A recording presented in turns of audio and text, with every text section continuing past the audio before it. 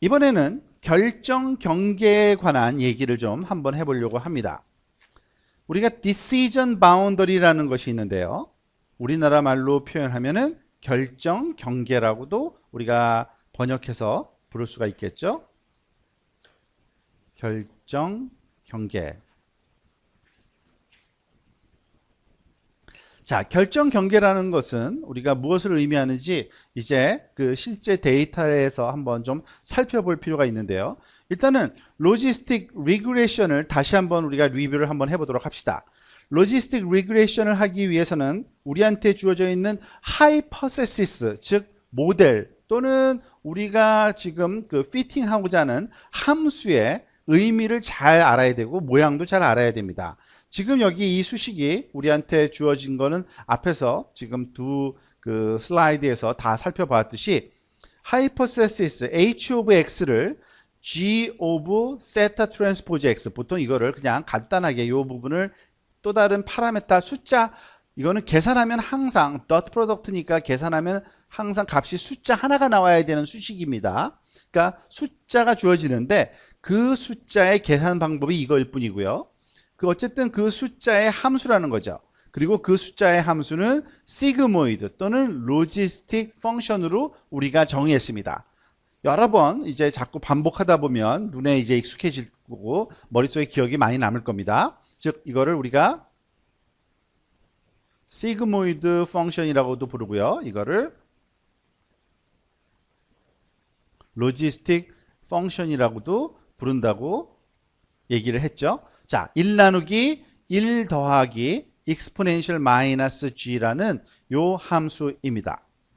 자, 그리고 그 함수의 그림은 다시 한번 또 그려서 우리가 기억을 한번 해보면 어떤 그림이었죠? 즉 g of x라는 이 함수는 수평축을 g로 놓고 수직축을 그 g of g 값, 즉 결과값이라고 할 때 가장 작은 값은 0은 아닌데 0에 근접하고 점점 커지다가 g 값이 0일 때 0.5인 지점을 지나서 또 커지기 시작해서 결국에는 1에 근접하는 이러한 함수를 우리가 그 시그모이드 또는 로지스틱 함수라고 부른다 그랬고요. 그게 바로 로지스틱 리그레션의 우리가 하이퍼세시스로 함수로 사용을 한다고 얘기를 했습니다. 자, 그러면은 다시 한번 이 내용을 조금 차분하게 한번 살펴볼까요? 그 얘기는 뭐냐면 그 예를 들어서 지금 기준이 여기 0.5를 기준으로 해서 오른쪽으로 점점 커지는 부분과 0.5를 기준으로 해서 아래쪽으로 점점 작아지는 이 부분이 있는데 딱 중간 지점이라고 할 수 있죠. 즉 그 g of x가 가지는 값이 0과 1 사이에 딱 중간 지점인 0.5를 기준으로 놓고서 봤을 때 0.5보다 큰 h of x, 즉 뭘까요? 즉 요 부분이죠. 요 부분에 해당되는 그 지점을 우리가 1이라고 놓고 그 지점에 오는 모든 값들은 1로 우리가 생각을 하자는 얘기고요.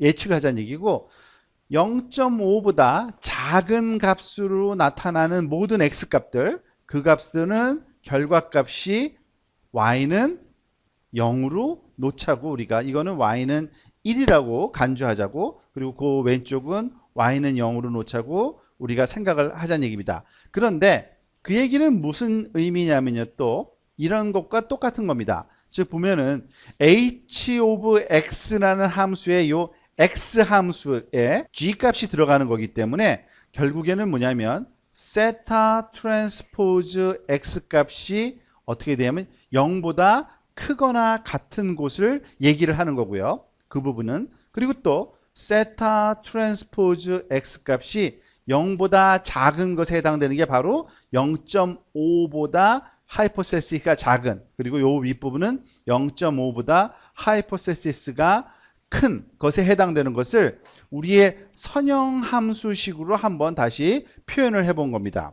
이건 왜 그러냐면 여기를 기준으로 한번 살펴보면요, 요 지점을 기준으로 지금 보고 있는 건데 요 지점이 g 값이 0인 지점이거든요. 즉 우리의 하이퍼세시스 함수가 0.5라는 값은 그 파라메타 값이 0일 때 나타나는 그 지점인데, 요 0이라는 지점은 무엇을 얘기하는 거냐면, 즉 요 세타 트랜스포즈 x가 바로 g 값이니까요. 얘가 g가 바로 요 값이니까 결국엔 0.5 지점은 어디예요? 바로 여기 부분이 세타 트랜스포즈 x가 0이 되는 지점입니다. 그렇죠? 이 두 개가 똑같으니까.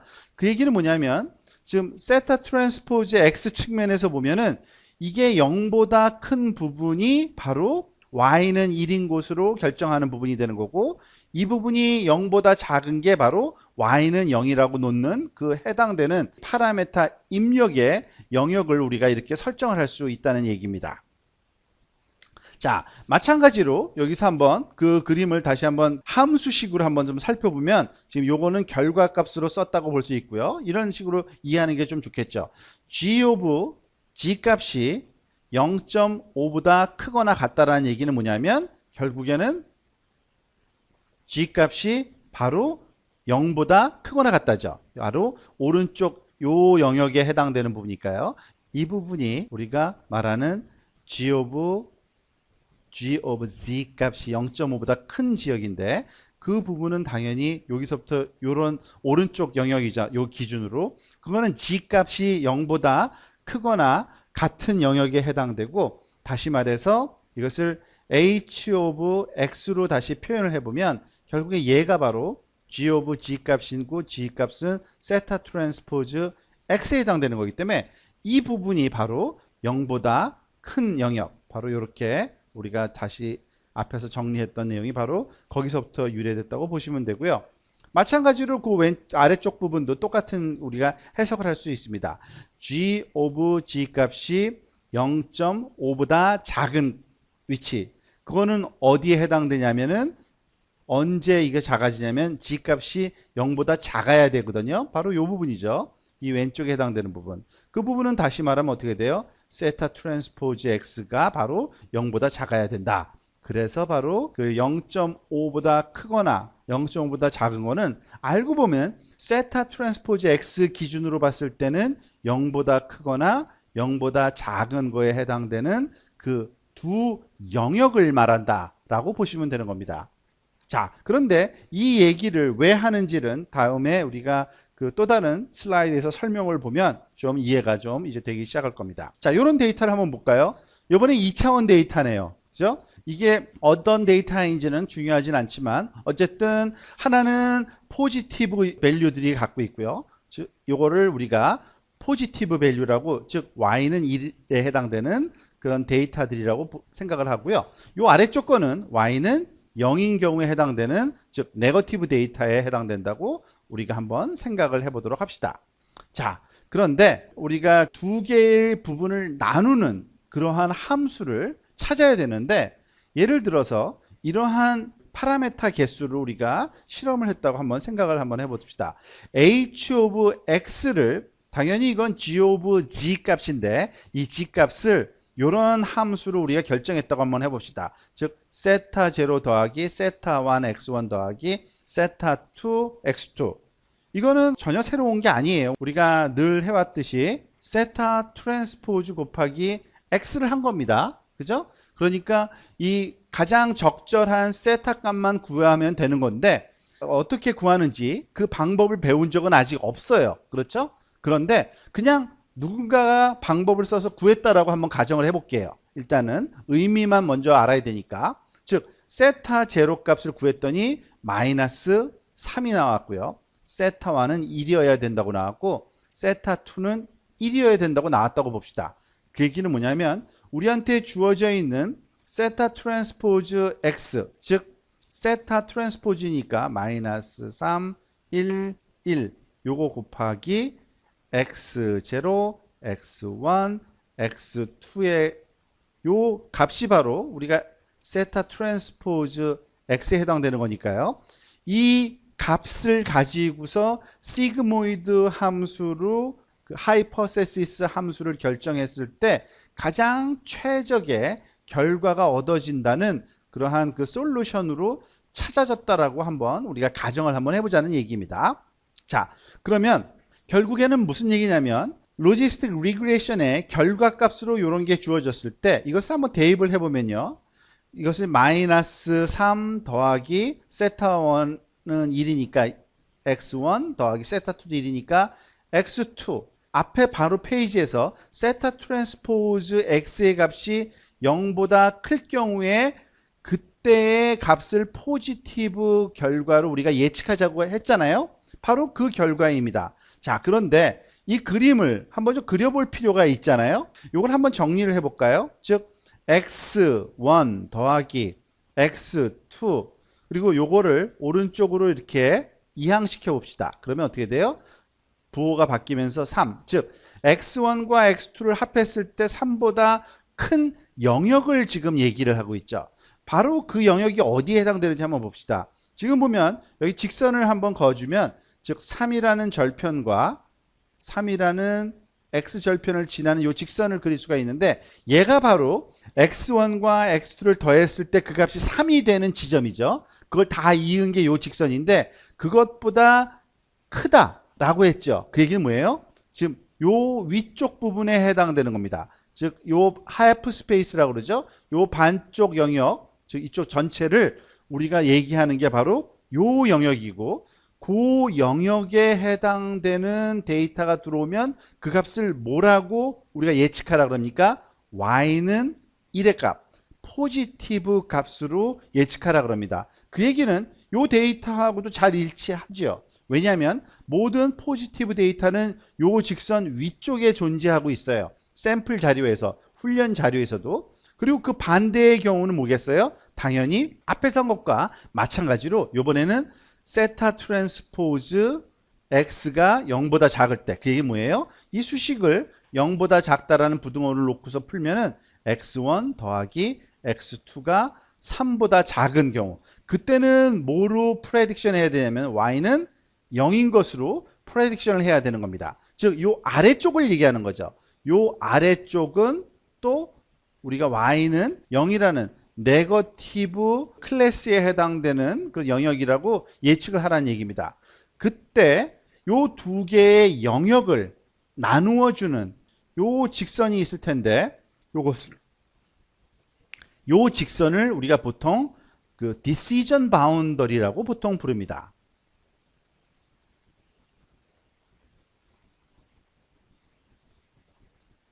자, 그런데 왜 decision boundary라고 그러겠어요?